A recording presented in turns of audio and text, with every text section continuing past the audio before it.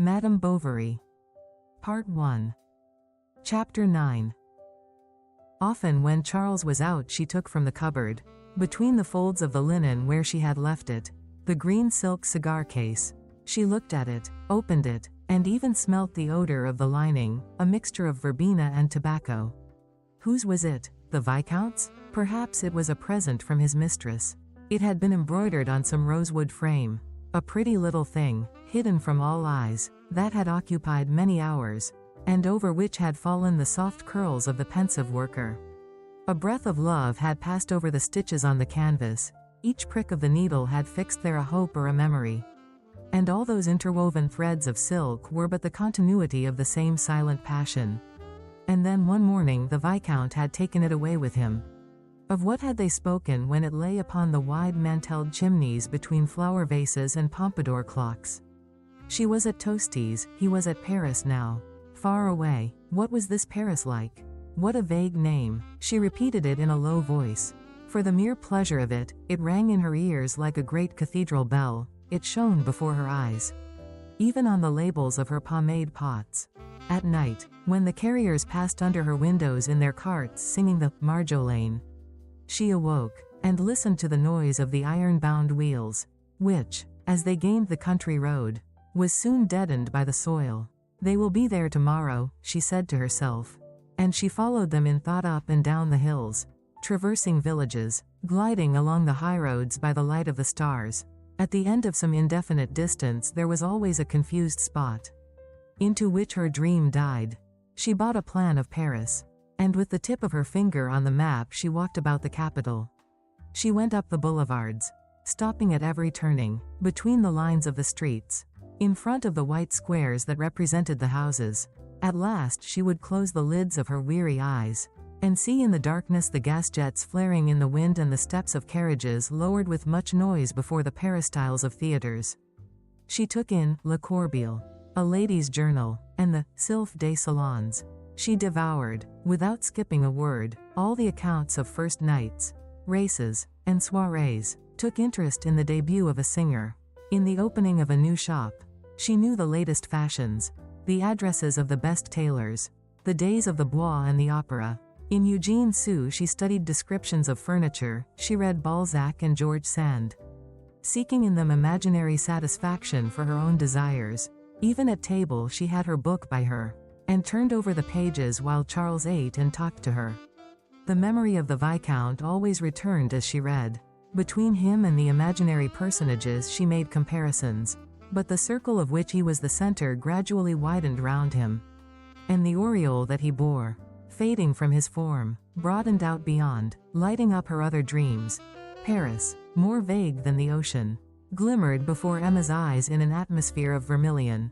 The many lives that stirred amid this tumult were, however, divided into parts, classed as distinct pictures. Emma perceived only 2 or 3 that hid from her all the rest, and in themselves represented all humanity.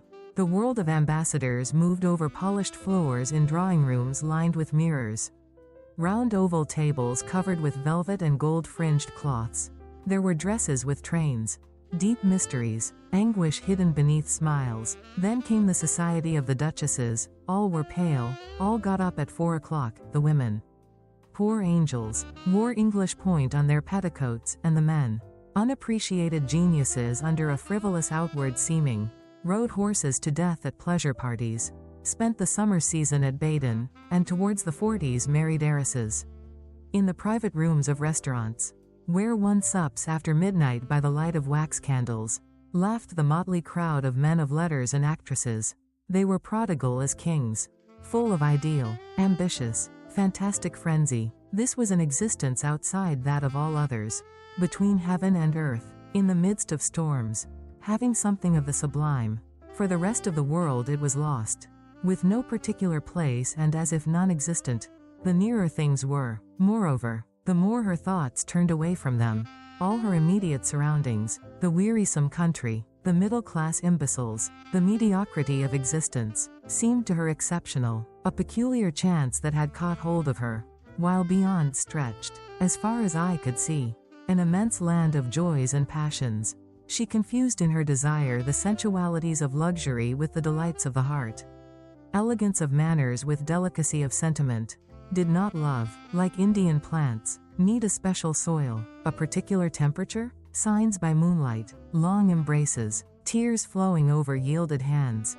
All the fevers of the flesh and the languors of tenderness could not be separated from the balconies of great castles full of indolence. From boudoirs with silken curtains and thick carpets, well-filled flower stands, a bed on a raised dais, nor from the flashing of precious stones and the shoulder knots of liveries. The lad from the posting house who came to groom the mare every morning passed through the passage with his heavy wooden shoes. There were holes in his blouse, his feet were bare in list slippers. And this was the groom in knee breeches with whom she had to be content. His work done, he did not come back again all day. For Charles on his return put up his horse himself, unsaddled him and put on the halter, while the servant girl brought a bundle of straw and threw it as best she could into the manger. To replace Nastasie, who left Toasties shedding torrents of tears, Emma took into her service a young girl of 14. An orphan with a sweet face. She forbade her wearing cotton caps, taught her to address her in the third person, to bring a glass of water on a plate, to knock before coming into a room, to iron, starch, and to dress her, wanted to make a lady's maid of her. The new servant obeyed without a murmur, so as not to be sent away, and as Madame usually left the key in the sideboard. Félicité every evening took a small supply of sugar that she ate alone in her bed after she had said her prayers. Sometimes in the afternoon she went to chat with the postilions. Madame was in her room upstairs. She wore an open dressing gown that showed between the shawl facings of her bodice a pleated chamisette with 3 gold buttons. Her belt was a corded girdle with great tassels, and her small garnet-colored slippers had a large knot of ribbon that fell over her instep. She had bought herself a blotting book, writing case, penholder, and envelopes. Although she had no one to write to, she dusted her what not, looked at herself in the glass, picked up a book, and then, dreaming between the lines, let it drop on her knees. She longed to travel or to go back to her convent. She wished at the same time to die and to live in Paris. Charles in snow and rain trotted across country. He ate omelets on farmhouse tables, poked his arm into damp beds, received the tepid spurt of blood lettings in his face, listened to death rattles, examined basins, turned over a good deal of dirty linen, but every evening he found a blazing fire. His dinner ready, easy chairs, and a well-dressed woman, charming with an odor of freshness, though no one could say whence the perfume came, or if it were not her skin that made odorous her chemise. She charmed him by numerous attentions. Now it was some new way of arranging paper sconces for the candles, a flounce that she altered on her gown, or an extraordinary name for some very simple dish that the servant had spoilt, but that Charles swallowed with pleasure to the last mouthful. At Rouen she saw some ladies who wore a bunch of charms on the watch chains. She bought some charms. She wanted for her mantelpiece 2 large blue glass vases, and some time after an ivory nécessaire with a silver gilt thimble. The less Charles understood these refinements, the more they seduced him. They added something to the pleasure of the senses and to the comfort of his fireside. It was like a golden dust sanding all along the narrow path of his life. He was well, looked well, his reputation was firmly established. The country folk loved him because he was not proud. He petted the children, never went to the public house, and, moreover, his morals inspired confidence. He was specially successful with catarrhs and chest complaints, being much afraid of killing his patients. Charles, in fact, only prescribed sedatives, from time to time, and emetic, a foot bath, or leeches. It was not that he was afraid of surgery. He bled people copiously like horses, and for the taking out of teeth he had the devil's own wrist. Finally, to keep up with the times, he took in La Ruche Médicale, a new journal whose prospectus had been sent him. He read it a little after dinner, but in about 5 minutes the warmth of the room added to the effect of his dinner sent him to sleep, and he sat there, his chin on his 2 hands and his hair spreading like a mane to the foot of the lamp. Emma looked at him and shrugged her shoulders. Why, at least, was not her husband one of those men of taciturn passions who work at their books all night? And at last, when about 60, the age of rheumatism sets in, Wear a string of orders on their ill-fitting black coat? She could have wished this name of Bovary, which was hers, had been illustrious, to see it displayed at the booksellers, repeated in the newspapers, known to all France. But Charles had no ambition. An Yvetted doctor whom he had lately met in consultation had somewhat humiliated him at the very bedside of the patient, before the assembled relatives. When, in the evening, Charles told her this anecdote, Emma inveighed loudly against his colleague. Charles was much touched. He kissed her forehead with a tear in his eyes. But she was angered with shame. She felt a wild desire to strike him. She went to open the window in the passage and breathed in the fresh air to calm herself. What a man! What a man! She said in a low voice, biting her lips. Besides, she was becoming more irritated with him. As he grew older, his manner grew heavier. At dessert, he cut the corks of the empty bottles. After eating, he cleaned his teeth with his tongue.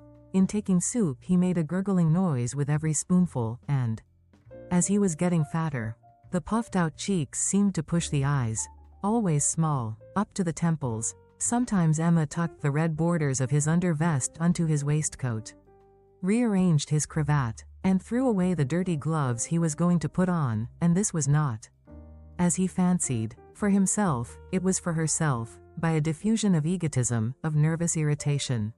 Sometimes, too, she told him of what she had read, such as a passage in a novel, of a new play, or an anecdote of the upper ten that she had seen in a feuilleton, for, after all, Charles was something, an ever-open ear, and ever-ready approbation. She confided many a thing to her greyhound. She would have done so to the logs in the fireplace or to the pendulum of the clock.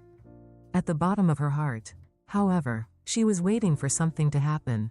Like shipwrecked sailors, she turned despairing eyes upon the solitude of her life, seeking afar off some white sail in the mists of the horizon. She did not know what this chance would be, what wind would bring it her, towards what shore it would drive her, if it would be a shallop or a three-decker, laden with anguish or full of bliss to the portholes. But each morning, as she awoke, she hoped it would come that day. She listened to every sound, sprang up with a start, wondered that it did not come. Then at sunset, always more saddened, she longed for the morrow. Spring came round, with the first warm weather. When the pear trees began to blossom, she suffered from dyspnea. From the beginning of July she counted how many weeks there were to October, thinking that perhaps the Marquis d'Andervilliers would give another ball at Vaubyessard. But all September passed without letters or visits. After the ennui of this disappointment, her heart once more remained empty. And then the same series of days recommenced. So now they would thus follow one another, always the same, immovable, and bringing nothing. Other lives, however flat, had at least the chance of some event. One adventure sometimes brought with it infinite consequences, and the scene changed. But nothing happened to her. God had willed it so. The future was a dark corridor, with its door at the end shut fast. She gave up music. What was the good of playing? Who would hear her, since she could never, in a velvet gown with short sleeves, striking with her light fingers the ivory keys of an Erard at a concert, feel the murmur of ecstasy envelop her like a breeze? It was not worth while boring herself with practicing. Her drawing cardboard and her embroidery she left in the cupboard. What was the good? What was the good? Sewing irritated her. I have read everything, she said to herself, and she sat there making the tongs red hot, or looked at the rain falling. How sad she was on Sundays when vespers sounded. She listened with dull attention to each stroke of the cracked bell. A cat slowly walking over some roof put up his back in the pale rays of the sun. The wind on the highroad blew up clouds of dust. Afar off a dog sometimes howled, and the bell, keeping time, continued its monotonous ringing that died away over the fields. But the people came out from church. The women in waxed clogs, the peasants in new blouses, the little bare-headed children skipping along in front of them. All were going home, and till nightfall, 5 or 6 men, always the same, stayed playing at corks in front of the large door of the inn. The winter was severe. The windows every morning were covered with rime, and the light shining through them, dim as through ground glass, sometimes did not change the whole day long.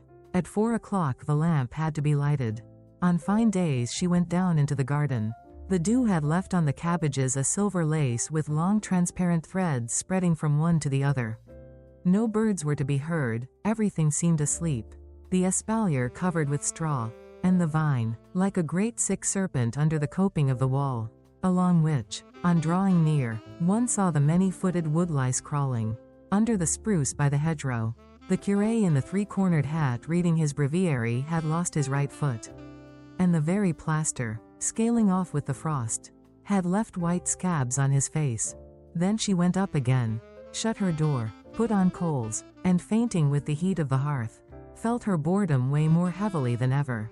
She would have liked to go down and talk to the servant, but a sense of shame restrained her. Every day at the same time the schoolmaster in a black skullcap opened the shutters of his house, and the rural policeman, wearing his saber over his blouse, passed by. Night and morning the post horses, 3 by 3, crossed the street to water at the pond. From time to time the bell of a public house door rang, and when it was windy one could hear the little brass basins that served as signs for the hairdresser's shop creaking on their 2 rods. This shop had as decoration an old engraving of a fashion plate stuck against a window pane and the wax bust of a woman with yellow hair. He, too, the hairdresser, lamented his wasted calling, his hopeless future, and dreaming of some shop in a big town, at Rouen, for example, overlooking the harbor. Near the theater, he walked up and down all day from the Mairie to the church, somber and waiting for customers. When Madame Bovary looked up, she always saw him there, like a sentinel on duty, with his skullcap over his ears and his vest of lasting. Sometimes in the afternoon outside the window of her room, the head of a man appeared, a swarthy head with black whiskers, smiling slowly, with a broad, gentle smile that showed his white teeth. A waltz immediately began, and on the organ, in a little drawing room, dancers the size of a finger, women in pink turbans, Tyroleans in jackets, monkeys in frock coats, gentlemen in knee breeches, turned and turned between the sofas. The consoles, multiplied in the bits of looking glass held together at their corners by a piece of gold paper. The man turned his handle, looking to the right and left, and up at the windows, now and again, while he shot out a long squirt of brown saliva against the milestone. With his knee raised his instrument, whose hard straps tired his shoulder, and now, doleful and drawling, or gay and hurried, the music escaped from the box, droning through a curtain of pink taffeta under a brass claw in arabesque. They were airs played in other places at the theaters, sung in drawing rooms, danced to at night under lighted lustres, echoes of the world that reached even to Emma. Endless sarabands ran through her head, and, like an Indian dancing girl on the flowers of a carpet, her thoughts leapt with the notes, swung from dream to dream, from sadness to sadness. When the man had caught some coppers in his cap, he drew down an old cover of blue cloth, hitched his organ on to his back, and went off with a heavy tread. She watched him going, but it was above all the meal times that were unbearable to her. In this small room on the ground floor, with its smoking stove, its creaking door, the walls that sweated, the damp flags, all the bitterness in life seemed served up on her plate. And with smoke of the boiled beef there rose from her secret soul whiffs of sickliness. Charles was a slow eater. She played with a few nuts, or, leaning on her elbow, amused herself with drawing lines along the oilcloth table cover with the point of her knife. She now let everything in her household take care of itself. And Madame Bovary Senior, when she came to spend part of Lent at Toastie's, was much surprised at the change. She who was formerly so careful, so dainty, now passed whole days without dressing, wore gray cotton stockings, and burnt tallow candles. She kept saying they must be economical since they were not rich, adding that she was very contented, very happy, that Toastie's pleased her very much, with other speeches that closed the mouth of her mother-in-law. Besides, Emma no longer seemed inclined to follow her advice, once even Madame Bovary having thought fit to maintain that mistresses ought to keep an eye on the religion of their servants.